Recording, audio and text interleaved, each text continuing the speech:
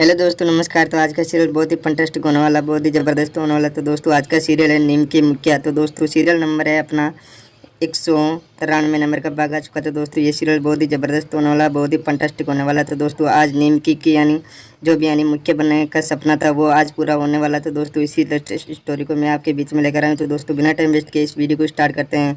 तो दोस्तों जो तेतर सिंह होते हैं वो मतलब इंतजार कर रहे होते हैं कैलाश जी का, मतलब कैलाश जी को यानी किडनैप करके लेकर जा चुकी हैं नीम के अपने यानी पंचायत रूम में, पंचायत ग्राम पंचायत में। तो दोस्तों उनके यानी पंचायत के लिए वहाँ पर लेकर जा चुकी है। तो इधर जो बबल होता है वो भी यानी उनका वेट कर रहा होता है, सारे फैमिली वाले उनका वेट कर रहे होते हैं। तो जो यानी तेतर सिंह होते हैं वो राजा की तरह वहाँ पर बैठे होते हैं और बबुल से पूछते हैं कि बबुल अभी तक यानी वो नहीं आया, क्या बात हो गई है, यानी वो कहाँ पर जा चुके हैं। तो यानी उसको लेकर यानी सारे यानी चिंतित थे यानी, और वो घबराहट महसूस करने लग जाते हैं कि यानी अभी तक क्यों नहीं आया है, कि ऐसी कौन सी प्रॉब्लम में फंस चुका है वो।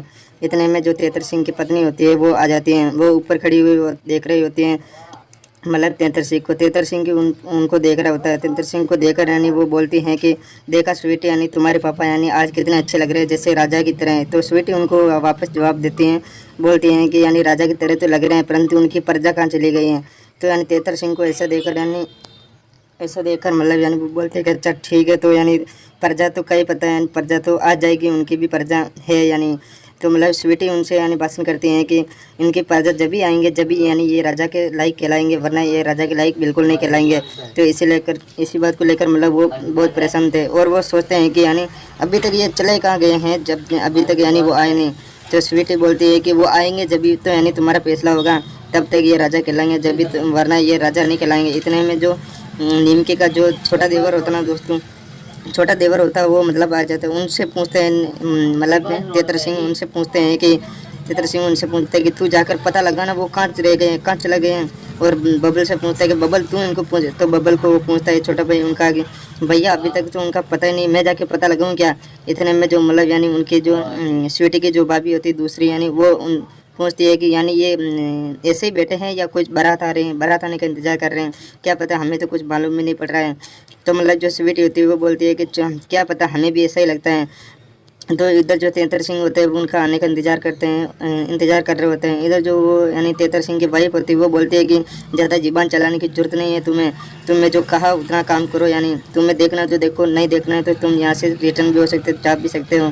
और इधर जो तेतर सिंह होते हैं वो मतलब उनका आने का वेट कर रहे होते हैं, मतलब पंचायत में जाने के लिए। इतने में जो यानी बब्बल का छोटा भाई होता है उनको यानी वहाँ से रिटर्न कर देते हैं, उनको भेज देते हैं मतलब कि तुम जाके संभाल के लेकर आओ, वो कहाँ पर रह गए हैं, कहाँ पर जाके मार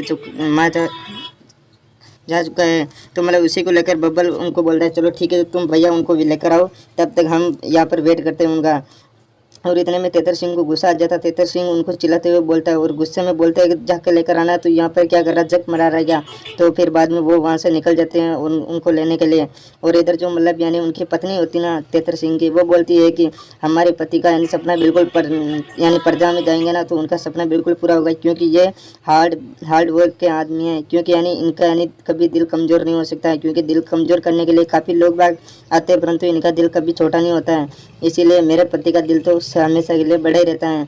तो मतलब वो किससे बात कर रही होती है, स्वीटी से बात कर रही होती है, उनकी बेटी से, यानी उनकी बेटी को से बात कर रही होती है। इतने में उनका दामाद आ जाता है। दामाद बोलता है कि अभी तक भी वो नहीं आए हैं तेतर सिंह जी यानी ससुर जी, अभी क्या करना चाहिए, हमें चलना चाहिए क्योंकि पंचायत के लिए हम लेट हो रहे हैं। इतने में उनका बब्बल का जो छोटा भाई होता है दोस्तों, वो यानी उनको ढूंढने के लिए निकल जा चुका होता है। इतने में स्वीटी और ऊपर से वो देख रहे होते हैं, वो जो बब्बल का छोटा वाला भाई आ जाता है गाड़ी लेकर वापस। यानी वो बोलते हैं कि उनको तो यानी कैलाश काका को तो यानी पकड़ कर लेकर गए हैं, नीम की पंचायत ग्राम पंचायत में लेकर चली गई हैं, क्योंकि वो अब क्या करने वाली है उनके साथ में अभी वो तो हमें पता ही नहीं है, अब हम वहाँ पर चलना चाहिए। इतने में तेतर सिंह बहुत गुस्से में आ जाते हैं। तेतर सिंह बोलते हैं चलो ठीक है, तो वहीं पे चलकर देखते हैं उनको।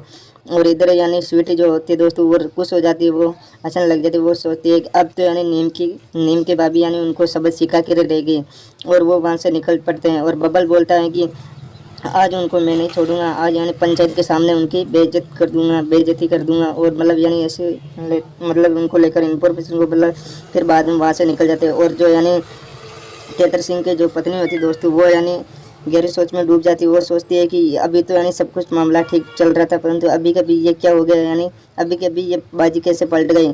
तो मतलब जो स्वीटी होती है वो बोलती है कि अभी देखा तुमने, यानी तुम्हारी यानी नीमकी ने तो सब कुछ, हमारी नीमकी ने तो कमाल कर दिया, अब तुम्हारे क्या होगा, तुम तो मुंह दिखाने लायक भी नहीं रहोगे पंचायत में जाकर।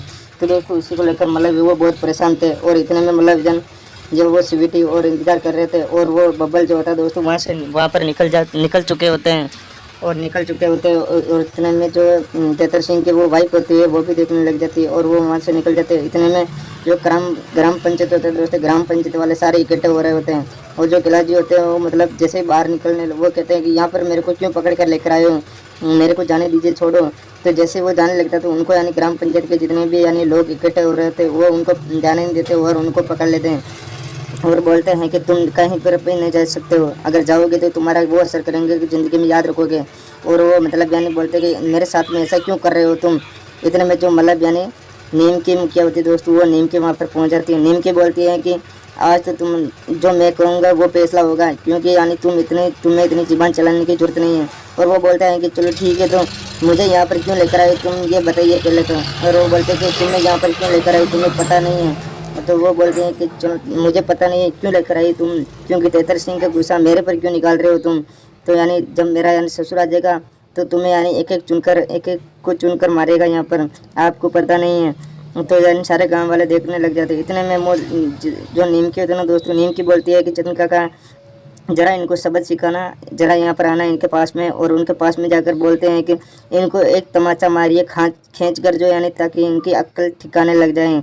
और जैसे ही वो यानी तमाचा मारने के लिए जाते हैं तो गांव वाले सारे देखने लग जाते हैं, और वो एक तमाचा मारता खींच कर यानी चेतन काका, तो उनके होश उड़ जाते हैं, मतलब सारे यानी उनकी जो भी फीलिंग थी वो गलत फीलिंग वो सारी बाहर निकल जाती हैं मन की। और वो बोलते हैं कि नहीं अभी मैं ऐसा नहीं करूँगा, और उनके सामने कुछ भी नहीं बोलूँगा।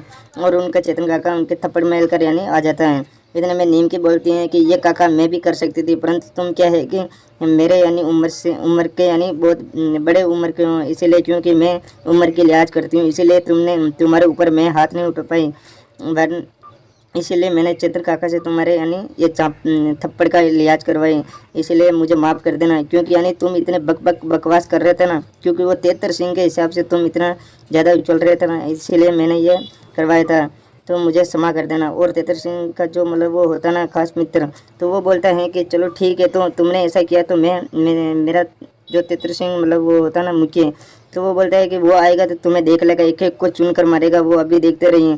तो मतलब वो चुनौती दे रहा होता है नीमकी को, तो नीमकी को चुनौती देता है, तो नीमकी बोलती है कि तुम्हारे तेतर सिंह को यहाँ पर आने दीजिए, हम उनसे डरते थोड़ी है क्या, भले ही मेरा ससुर है, परंतु हम पंचायत के सामने तो जो पंचायत का हक होगा वैसे वही बात करेंगे, परंतु उनकी जो फालतू बातें हैं वो नहीं करेंगे। इतने में तेतर सिंह की एंट्री हो जाती है दोस्तों वहाँ पर।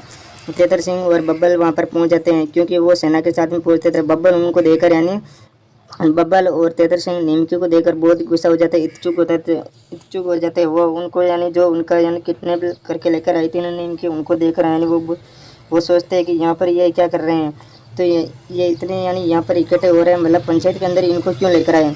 और सारे गांव वाले उनको प्रणाम करने लग जाते, क्योंकि वो गांव के एक तरफ से तो मुखिया भी थे और एक तरफ से ठाकुर भी थे, क्योंकि उनकी इज्जत करते हैं सारे लोग, तो उनसे डरते भी थे, एक बात ये भी है।